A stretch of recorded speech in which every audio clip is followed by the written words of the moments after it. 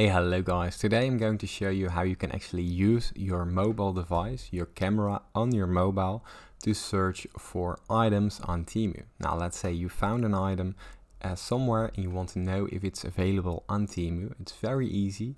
You can use your camera app to actually find photos on TEMU. Now I'm going to show you straight away. Now, the first thing that you want to do is open up your device and head down to temu.com or simply use the application.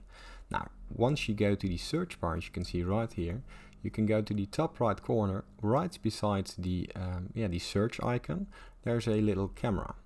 Now, this camera, as you can see, if I scan a item right here, it actually takes me to the item that I'm looking for. Now, here I can scroll around and find if the item is available. And the first one is actually the exact same item that I bought on TEMU. Now, from here you can easily find all sorts of items on your TEMU application and help you out searching. Now, if this tutorial was helpful, please consider subscribing to my YouTube channel. This helps me out a lot, and thank you for watching.